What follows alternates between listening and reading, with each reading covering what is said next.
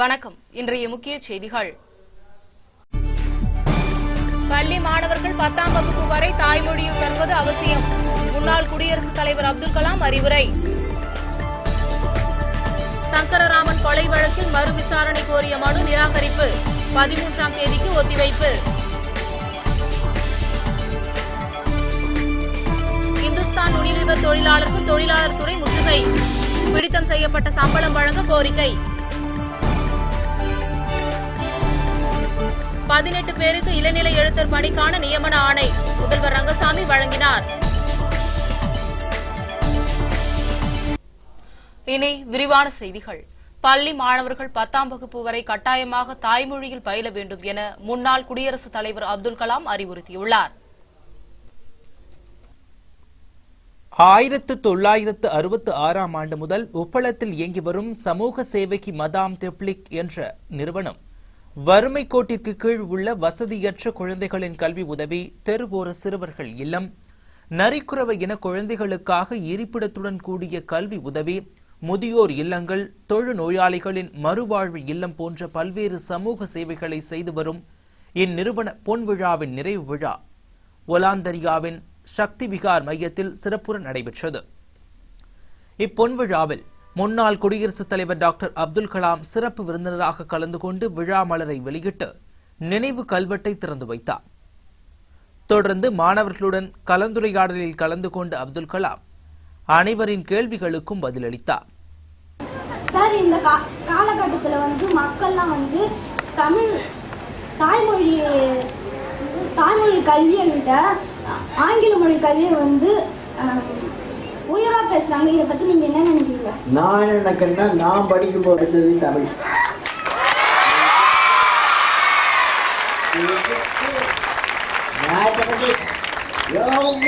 கணக்கு எல்லாம் தமிழ் தான் படித்தேன். தமிழில் படிச்சுட்டு அப்புறம் இன்டர்மீடியேட்டை போனேன். இங்கிலீஷ் வந்துடுச்சு. அப்போ நான் என்ன சொல்கிறேன், இது வெரி இம்பார்ட்டன்ட். நம்ம எல்லாருக்கும் மிக முக்கியம். தாய்மொழியில் 10ஆம் கிளாஸ் வரையிலே படிக்க வேண்டும். தாய்மொழியில் 10ஆம் கிளாஸ் வரை எல்லா தாய்மொழியும். அப்போது பள்ளி மாணவர்கள் தாய்மொழி கற்பதை விடுத்து ஆங்கில மோகத்தில் செல்வது குறித்து தங்களின் கருத்து என்ன என்ற மாணவி ஒருவரின் கேள்விக்கு பதிலளித்த கலாம், பள்ளி மாணவர்கள் அனைவரும் 10ஆம் வகுப்பு வரை கட்டாயமாக தாய்மொழியில்தான் படிக்க வேண்டும் என்று அறிவுறுத்தினார்.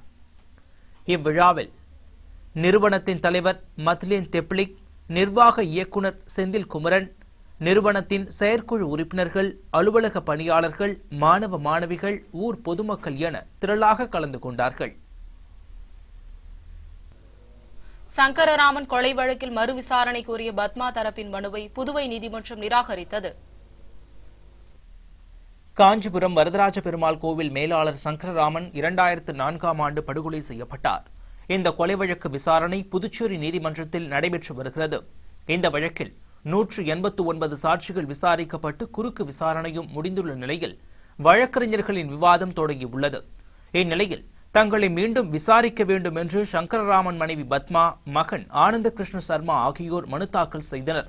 மேலும் எதிர்த்தரப்பிற்கு ஆதரவாக செயல்படும் அரசு தரப்பு வழக்கறிஞரை மாற்ற வேண்டும் என்றும் மற்றொரு மனுவும் தாக்கல் செய்யப்பட்டது. இவ்விரு மனுக்களும் வெள்ளியன்று விசாரணைக்கு வந்தது. இதனை விசாரித்த நீதிபதி CS முருகன், உயர்நீதிமன்ற உத்தரவுப்படி வழக்கு நடைபெற்று வருவதால் வழக்கில் மறு விசாரணைக்கு உத்தரவிடவோ அரசு தரப்பு வழக்கறிஞரை மாற்றவோ தமக்கு அதிகாரம் இல்லை என்று கூறி இரு மனுக்களையும் நிராகரித்து வழக்கை 13ஆம் தேதிக்கு ஒத்திவைத்தார். இது குறித்து அரசு தரப்பு வழக்கறிஞர் தேவதாஸ் செய்தியாளர்களிடம் கூறுகையில், மாண்புமிகு தலைமை நீதிபதி முன்பாக காஞ்சிபுரம் வரதராஜ பெருமாள் கோயில் மேலாளர் சங்கரராமனுடைய கொலை வழக்கு விசாரணைக்கு வந்தது. இன்று 2 மனுக்களை தாக்கல் செய்த சங்கரராமனுடைய மனைவியும் அவருடைய வழக்கறிஞர்களும் இன்று மாண்பு நீதிபதிகள் அறிவுறுத்தின்படி இன்று வழக்கு மன்றத்திலே ஆஜராயிருந்தார்கள். இன்று அவருடைய வழக்கு, அந்த மனு மீதான வழக்கு விசாரணைக்கு வந்த பொழுது அந்த மனுதாரருடைய வழக்கறிஞர் அந்த வாதங்கள், அந்த வாக்குமூலங்கள், சாட்சியில் வாக்குமூலங்களை படித்து பார்த்துவிட்டு விவாதம் செய்வதாக கேட்டார். அதுக்கு அந்த வாக்குமூலங்களை நீங்கள் மனு செய்து பெற்றுக்கொள்ளலாம். வழக்கை 13/6/2012 அன்று கடைசி வாய்ப்பாக கொடுத்து அன்று நிச்சயமாக விவாதம் செய்ய வேண்டும். அந்த மனுவை உடனடியாக துரித கதியில் முடிக்க வேண்டும் என்று சென்னை உயர்நீதிமன்றம் கட்டளை பிறப்பித்துள்ளார். அதன்படி மாண்புமிகு நீதிபதி அவர்கள் இந்த மனுவை 13/6 கடைசி வாய்ப்பாக ஒத்திவைத்துள்ளார்கள். அன்று அந்த மனு மீது விவாதம் நடந்து அதனுடைய தீர்ப்பு வழங்கப்படும். அதன் பின்புதான் அந்த கொலை வழக்கினுடைய விசாரணை தொடர்ந்து நடைபெறும். இல்லை அந்த மனு போடுறதுக்கு நீங்கள் வந்து அது வழக்கு இது நீதிமன்றத்திலே மனு தாக்கல் செய்து அந்த வாக்குமூலங்களை பெற்றுக்கொள்ளலாம் என்று கூறியுள்ளார். அதெல்லாம் இல்லை அது இந்த கோர்ட்டுக்கு அதிகாரம் இல்லைன்னு சொல்லிட்டாங்க. அவங்க வந்து அதுக்கு மனு போடலை, அவங்க கேட்டாங்க. இதனிடையே சங்கரராமன் கொலை வழக்கில் விஜயேந்திரர் உள்ளிட்ட 20 பேர் மட்டுமே ஆஜரானார்கள். இதில் ஜெயேந்திரர் கொல்கத்தா சென்றிருப்பதாக நீதிபதியிடம் அவரது வழக்கறிஞர் தெரிவித்தார். பிடித்தம் செய்யப்பட்ட ஊதியத்தை வழங்க வலியுறுத்தி இந்துஸ்தான் யூனிலிவர் தொழிலாளர்கள் தொழிலாளர் துறையை முற்றுகையிட்டதால் பரபரப்பு ஏற்பட்டது. வடமங்கலத்தில் இயங்கி வருகிறது இந்துஸ்தான் யூனிலிவர் நிறுவனம். 16 ஆண்டுகளாக இயங்கி வரும் இந்நிறுவனத்தில் 500க்கும் மேற்பட்ட தொழிலாளர்கள் பணிபுரிந்து வருகிறார்கள். இந்நிலையில் 7 தொழிற்சங்க நிர்வாகிகள் தற்காலிக பணிநீக்கம் செய்யப்பட்டதை கண்டித்தும் 5 மாதங்களாக 8 நாள் சம்பளம் பிடித்தம் செய்வதற்கு எதிர்ப்பு தெரிவித்தும் தொழிலாளர்கள் பலகட்ட போராட்டங்களை நடத்தி வந்தனர்.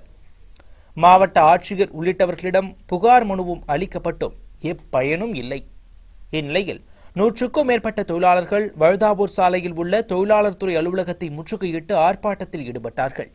சட்டவிரோதமாக பிடிக்கப்பட்ட 18 நாள் சம்பளத்தை உடனே வழங்க வேண்டும், பழிவாங்கும் நோக்கில் 7 பேரின் தற்காலிக பணி நீக்கத்தை ரத்து செய்ய வேண்டும், 2011ஆம் ஆண்டிற்கான ஊதிய உயர்வை விரைந்து முடிக்க வேண்டும் என்பதே தொழிலாளர்களின் கோரிக்கைகளாகும். இது தொடர்பாக தொழிலாளர் ஒருவர் அளித்த பேட்டியில், வந்து பார்த்தீங்கன்னா 2011க்கான ஊதிய உயர்வு கிட்டத்தட்ட 1 வருட காலம் இழுத்தடிக்கப்பட்டு சங்க முன்னணியாளர்களை 7 பேரை பணி நீக்கம் செய்து மீண்டும் ஒரு துரோக ஒப்பந்தம் போடணுன்றது நிர்வாகத்துடைய எண்ணம். இது தொடர்பாக வந்து பார்த்தீங்கன்னா கலெக்டரு, தாசில்தார், முதலமைச்சர், தொழிலாளர் துறை ஆணையர் எல்லாருக்கும் மனு கொடுத்தோம். அந்த மனுவை வந்து மயிலாளம் கூட நிர்வாகம் இன்னை வரைக்கும் மதிக்கலை. சட்ட ரீதியாக வந்து கடந்த 1 ஆண்டு காலமாக நாங்கள் போராடியும் கடந்த 5 மாதங்களாக தொடர்ந்து சம்பள பிடித்தம் 8 நாள் சம்பள பிடித்தம் செய்திருக்காங்க. இந்த சம்பள பிடித்தம் செய்ததால் 1 வாரத்துக்குள்ளே 2 தொழிலாளர்கள் வந்து இறந்துருக்கிறாங்க. என்னென்னா மன உளைச்சல் காரணமாக வந்து ஹாஸ்பிட்டல் எட்டு போய் காட்டுறதுக்கான நிலைமை கூட இல்லை. ஆனால் குறைஞ்சபட்சம் வந்து பார்த்தீங்கன்னா அரசு வந்து என்ன சொல்லுதுன்னா 30% சம்பளம் வந்து ஒரு தொழிலாளருக்கு வந்து வேலை செய்யக்கூடிய நிரந்தர தொழிலாளருக்கு சம்பளம் கொடுக்கணுன்றாங்க. ஆனால் 1 ரூபா, 5 ரூபா, 10 ரூபா, 50 ரூபா, 100 ரூபான்னு நெருக்கடி ஏற்படுத்தி எப்படியாவது இந்த ஒப்பந்தத்தை போடணுன்றது தான் நிர்வாகத்துடைய எண்ணம். புதுச்சேரி நகராட்சியின் இளநிலை எழுத்தர் பணிக்கான நியமன ஆணையை 18 பேருக்கு முதல்வர் ரங்கசாமி வழங்கினார். புதுச்சேரி நகராட்சிக்கு உட்பட்ட ஆக்ட்ராய் வரி மத்திய அரசின் ஆணைப்படி நிறுத்தப்பட்டது. அதில் பணிபுரிந்த ஆக்ட்ராய் நிலைய அலுவலர்களின் பணி பதவியின் பெயர் ஆக்ட்ராய் பேரியர் ஆபீசர் என்று இதுநாள் வரை இருந்து வந்தது. சென்னை உயர்நீதிமன்ற ஆணைப்படி பணி பதவியின் பெயர் இளநிலை எழுத்தர் என அரசு ஆணை பிறப்பித்தது. இந்த ஆணையை முதல்வர் ரங்கசாமி உள்ளாட்சித்துறை அமைச்சர் பன்னீர்செல்வம் முன்னிலையில் 18 அலுவலர்களுக்கு வழங்கினார். இந்நிகழ்ச்சியின் போது உள்ளாட்சித்துறை இயக்குநர் சுந்தர வடிவேலு, நகராட்சி ஆணையர் அழகிரி ஆகியோர் உடனிருந்தார்கள். இதனிடையே மீன்வளம் மற்றும் மீனவர் நலத்துறை மூலம் தானே புயலால் பாதிக்கப்பட்ட மணவெளி தொகுதியை சார்ந்த நல்லவாடு மீனவ கிராமத்தை சேர்ந்தவர்களுக்கு சேதமடைந்த இன்ஜின் பொருத்திய கண்ணாடி நுண்ணுயிர் உரிமையாளர்களுக்கு 1 லட்சம் ரூபாய் வீதம் மொத்த நிவாரணத் தொகையாக 38 லட்சம் ரூபாயை 38 நபர்களுக்கும், சேதமடைந்த இன்ஜின் பொருத்தப்படாத கண்ணாடி நுண்ணுயிர் கட்டுமர உரிமையாளர்களுக்கு 33,000 ரூபாய் வீதம் மொத்த நிவாரணத் தொகையாக 5,94,000 வீதம் 18 நபர்களுக்கும், முழுவதும் சேதமடைந்த இன்ஜின் பொருத்திய கண்ணாடி நுண்ணுயிர் உரிமையாளர்களுக்கு 1,40,000 என 45,34,000 ரூபாயை மீன்வளம் மற்றும் மீனவர் நலத்துறை அமைச்சர் பன்னீர்செல்வம் வழங்கினார். இந்நிகழ்ச்சியில் தொகுதியின் சட்டமன்ற உறுப்பினர் புருஷோத்தமன், மீன்வளத்துறை இயக்குநர் ராமலட்சுமி, துணை இயக்குநர் தெய்வசிகாமணி, ஆய்வுக்குழு தலைவர் சவுந்தரபாண்டியன், ஆய்வுக்குழு உறுப்பினர் குருமூர்த்தி, உதவி ஆய்வாளர் சுப்பிரமணியன், அமைச்சரின் தனி செயலர் அசோகன் உட்பட ஏராளமானோர் உடனிருந்தார்கள். சம்பளம் வழங்காததை கண்டித்து நகராட்சி ஆணையர் அலுவலகத்தை ஊழியர்கள் முற்றுகையிட்டு போராட்டத்தில் ஈடுபட்டனர். நகராட்சியில் பணிபுரிந்து வரும் ஊழியர்களுக்கு மாதந்தோறும் 5ஆம் தேதி சம்பளம் வழங்கப்படுவது வழக்கம். ஆனால் 8 தேதி ஆகியும் இதுநாள் வரை சம்பளம் வழங்கப்படவில்லை. இதனை கண்டித்து நகராட்சி ஊழியர்கள் கம்பன் கலையரங்கில் உள்ள நகராட்சி ஆணையரின் அலுவலகத்தை முற்றுகையிட்டு போராட்டத்தில் ஈடுபட்டார்கள். மேலும் போராட்டத்தில் கலந்து கொண்டவர்கள் சம்பளம் வழங்காத அரசை கண்டித்து கண்டன கோஷங்களை எழுப்பியதால் பெரும் பரபரப்பு ஏற்பட்டது. பிரெஞ்சு பாராளுமன்ற தேர்தல் சோசியலிஸ்ட் கட்சி வேட்பாளர் மார்க் விலார் புதுச்சேரி வாக்காளர்களிடம் ஓட்டு சேகரித்தார். பிரான்ஸ் நாட்டில் 577 உறுப்பினர்களை கொண்ட பாராளுமன்றத்திற்கு தேர்தல் அறிவிக்கப்பட்டது. இத்தேர்தலில் யுஎம்பி வேட்பாளராக தியரி மரியானி, சோசியலிஸ்ட் கட்சி வேட்பாளராக மார்க் விலார் உட்பட 20 பேர் போட்டியிடுகிறார்கள். இதன் முதற் சுற்று வாக்குப்பதிவு கடந்த 3ஆம் தேதி நடைபெற்றது. இதில் யாரும் 50% மேல் வாக்குகள் பெறவில்லை. ஆகையால் 2ஆம் கட்ட தேர்தல் வரும் 17ஆம் தேதி நடைபெற உள்ளது. இதனையொட்டி தேர்தல் ஆலோசனை கூட்டம் ஆனந்தாயின் உணவகத்தில் நடைபெற்றது. இதில் சோசியலிஸ்ட் கட்சி வேட்பாளர் மார்க் விலார் கலந்து கொண்டு ஆதரவு திரட்டினார்.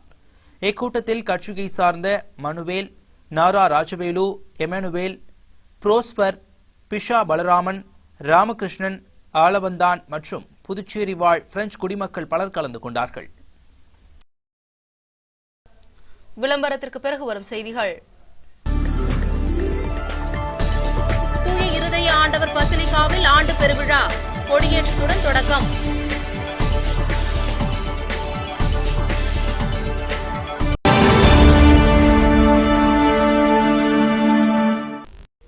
செய்திகள் தொடர்கின்றன.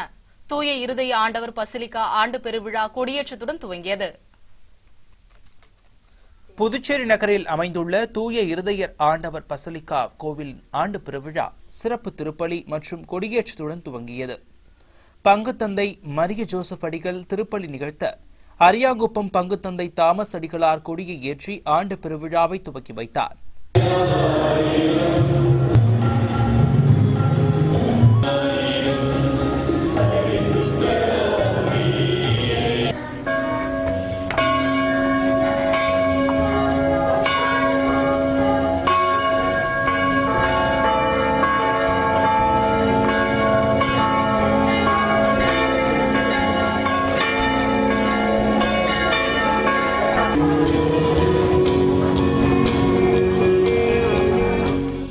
ஜூன் 18ஆம் தேதி வரை தினமும் திருப்பலி, நற்கருணை ஆராதனை, தேர்பவனி ஆகியவை நடத்தப்படுகின்றன. பெருவிழாவின் முக்கிய நிகழ்ச்சியான ஆடம்பர தேர்பவனி வரும் 15ஆம் தேதி நடக்கிறது. இதில் பேராயர் பங்கேற்று சிறப்பு செய்யவிருக்கிறார். விழாவிற்கான ஏற்பாடுகளை பங்குத்தந்தை மரிய ஜோசப் அடிகள், துணை பங்குத்தந்தை குழந்தைராஜ் ஆகியோர் செய்து வருகிறார்கள். புதுச்சேரியில் தனியாக நடந்து சென்ற பெண்ணிடம் தங்க சங்கிலியை பறிக்க முயன்ற வாலிபரை போலீசார் கைது செய்தனர். புதுச்சேரி பெரியார் நகரை சேர்ந்தவர் இந்திரா காந்தி.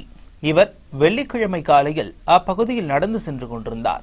அப்போது பின்னால் வந்த வாலிபர் இந்திரா காந்தி கழுத்தில் அணிந்திருந்த தாலி செயினை பறிக்க முயன்றுள்ளார். உடனே இந்திரா காந்தி கூச்சலிடவே அக்கம்பக்கத்தினர் திரண்டு வந்து வாலிபரை பிடித்து தர்ம அடி கொடுத்து உருளையன்பேட்டை காவல் நிலையத்தில் ஒப்படைத்தனர். போலீசார் அவ்வாலிபரிடம் நடத்திய விசாரணையில் அவர் அரியலூரை சேர்ந்த டேவிட் ராஜா என்பது தெரிய வந்தது. இதனையடுத்து அவரை போலீசார் கைது செய்தனர். உழவர்கரை தொகுதியில் வடிகால் மேம்பாட்டிற்கான நிகழ்ச்சியில் அமைச்சர் பன்னீர்செல்வம் கலந்து கொண்டு பூமி பூஜை செய்து பணியை துவக்கி வைத்தார். உழவர்கரை சட்டமன்ற தொகுதிக்கு உட்பட்ட பசும்பொன் நகரில் உள்ள வடிகால் வாய்க்காலுக்கு கவர் ஸ்லாப், வடிகால் மேம்படுத்துதல் மற்றும் வடிகால் வாய்க்காலை ஒட்டியுள்ள பகுதிக்கு மண் அடிப்பதற்கு சட்டமன்ற உறுப்பினர் தொகுதி நிதியிலிருந்து 9 லட்சம் ரூபாய் ஒதுக்கீடு செய்யப்பட்டு இப்பணிகளுக்கான பூமி பூஜை விழா உள்ளாட்சித்துறை அமைச்சர் பன்னீர்செல்வம் முன்னிலையில் நடைபெற்றது.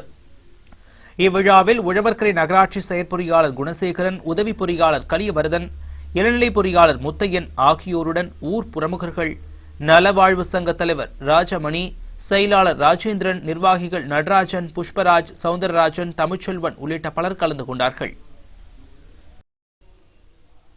பல்கலைக்கழக கட்டண உயர்வை கண்டித்து இந்திய மாணவர் சங்கத்தினர் கண்டன ஆர்ப்பாட்டத்தில் ஈடுபட்டனர்.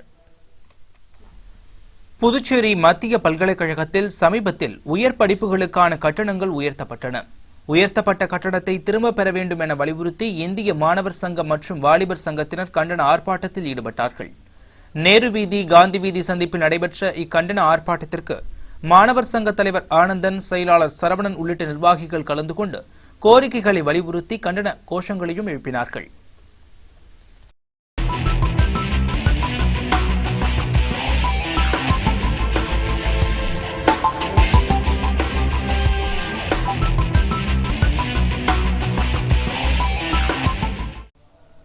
காங்கிரஸ் பொதுச் செயலர் ராகுல் காந்தியின் எதிர் வீடு அண்மையில் மாநிலங்களவை உறுப்பினராக நியமிக்கப்பட்ட சச்சின் டெண்டுல்கருக்கு ஒதுக்கப்பட்டுள்ளது. பொதுவாக பிரிவு 7 வகையிலான வீடுகள் கேபினெட் அமைச்சர் அந்தஸ்தில் உள்ளவர்களுக்கு மட்டுமே ஒதுக்கப்படும். சிறப்பு ஒதுக்கீடாக இப்போது சச்சின் டெண்டுல்கருக்கு எண் 5 துக்ளக் லேனில் உள்ள வீடு ஒதுக்கப்பட்டுள்ளது. எதிர்வரிசையில் எண் 12இல் ராகுல் காந்தியின் வீடு அமைந்துள்ளது. சச்சினுக்கு ஒதுக்கப்பட்ட பங்களா வீடு 7000 சதுர அடி பரப்பளவிலானது. பெரிய அளவிலான படுக்கை அறைகள் மற்றும் வீட்டை சுற்றிலும் புல்வெளி உள்ளவைகள் அமைந்துள்ளன. இந்த வீடு ஒதுக்கீடு செய்வதற்கான இறுதிக்கட்ட நடைமுறைகளை மாநிலங்களவை வீடு ஒதுக்கீட்டு குழு முடிவு செய்யும். ஏற்கனவே சச்சினுக்கு ஈஸ்ட் பிளஸ் பாதுகாப்பு அளிக்கப்பட்டது. இதனால் இவரது வீட்டிலும் இதே அளவிற்கு பாதுகாப்பு பணியாளர்கள் இருப்பர். அவர் தலைநகரில் இருக்கும்போது அவருக்கு 2 எஸ்கார்ட் வாகனங்கள் பாதுகாப்பிற்கு செல்லும். இருப்பினும் இந்த வீட்டில் ஆகஸ்ட் மாதத்திற்கு முன்பு சச்சினால் குடியேற முடியாது. இப்போது இந்த வீட்டில் வசிக்கும் பாஜக நாடாளுமன்ற உறுப்பினர் வர்மாவின் பதவிக்காலம் ஏப்ரல் மாதம் முடிவடைந்தது. வீட்டை காலி செய்ய அவருக்கு 3 மாத காலம் அவகாசம் அளிக்கப்பட்டுள்ளது. அவர் ஆகஸ்ட் மாதம் வீட்டை காலி செய்ய போவதாக தெரிவித்துள்ளார். விளையாட்டுத்துறை அமைச்சராக தான் பணியாற்றியதால் தான் இருந்த வீடு சச்சினுக்கு ஒதுக்கப்பட்டிருப்பது மிகுந்த மகிழ்ச்சி அளிப்பதாக வர்மா தெரிவித்துள்ளார்.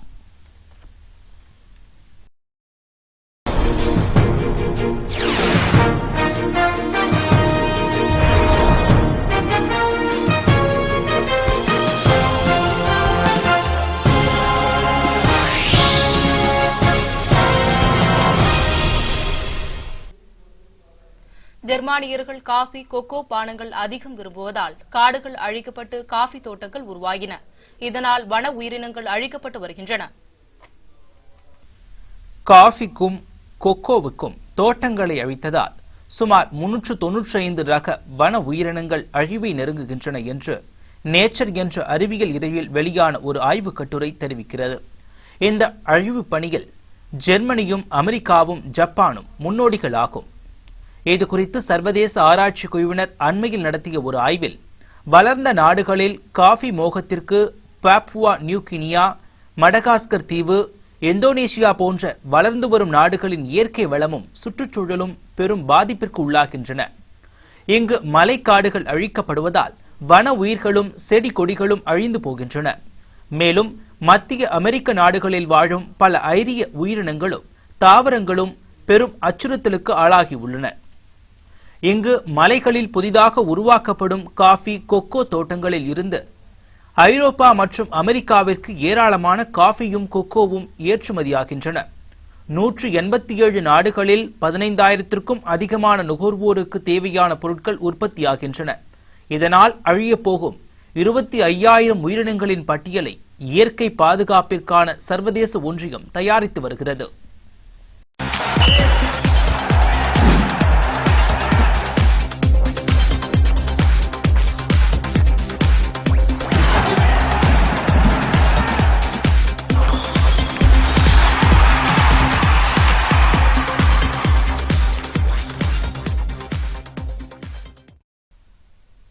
பிரெஞ்ச் ஓபன் டென்னிஸ் போட்டியில் கலப்பு இரட்டையர் பிரிவில் இந்தியாவின் மகேஷ் பூபதி, சானியா மிர்சா ஜோடி முதல் முறையாக சாம்பியன் பட்டம் வென்று அசத்தியது.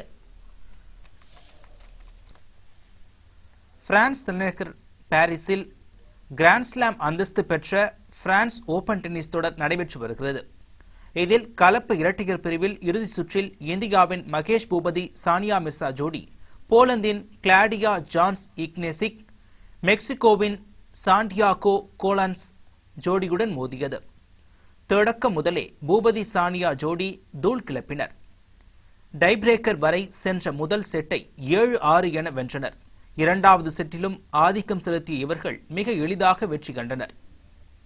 இறுதியில் பூபதி சானியா ஜோடி 7-6, 6-1 என்ற நேர் செட்களில் வெற்றி பெற்று சாம்பியன் பட்டத்தை கைப்பற்றியது. இது பூபதிக்கு 12வது கிராண்ட்ஸ்லாம் பட்டமாகும். சானியாவுக்கு சீனியர் பிரிவில் 2வது கிராண்ட்ஸ்லாம் பட்டமாகும். முன்னதாக பூபதியுடன் சேர்ந்து 2009 ஆஸ்திரேலிய ஓபன் கலப்பு இரட்டையர் பிரிவில் பட்டம் வென்றார் சானியா. மகளிர் ஒற்றையர் பிரிவின் அரையிறுதி சுற்றில் இத்தாலியின் சாரா ராணி 7-5, 6-1, 6-3 என்ற செட் கணக்கில் தரவரிசையில் 6வது இடத்தில் உள்ள ஆஸ்திரேலியாவின் சமந்தா ஸ்டேட்டரை வீழ்த்தி முதன்முறையாக இறுதி சுற்றுக்கு முன்னேறியுள்ளார்.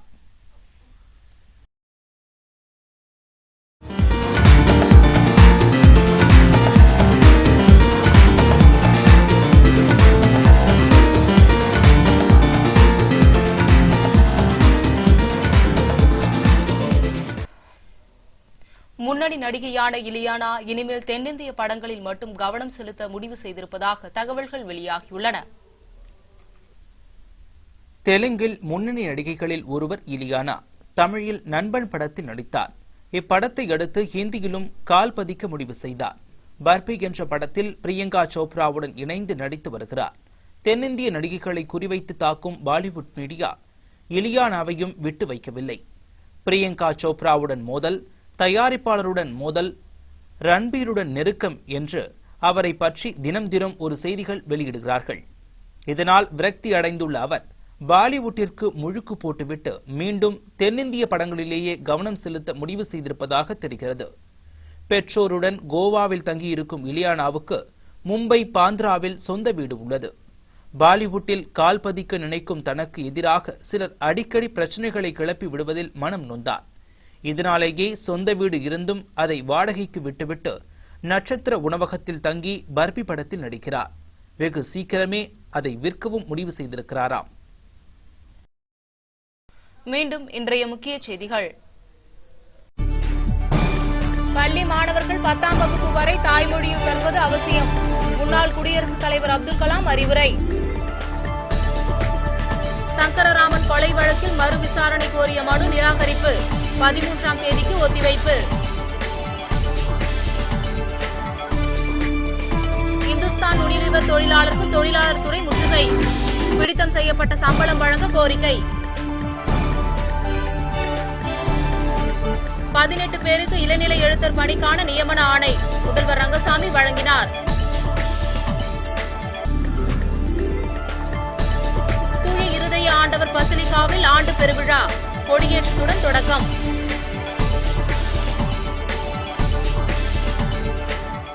இன்றைய செய்திகள் நிறைவடைவதற்கு முன்பு தங்கம் மற்றும் வெள்ளி விலை விவரம்.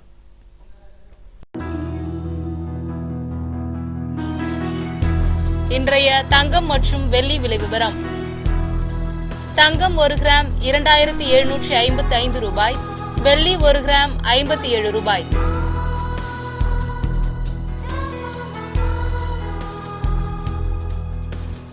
இத்துடன் இந்த செய்தி அறிக்கை நிறைவடைகின்றன. வணக்கம்.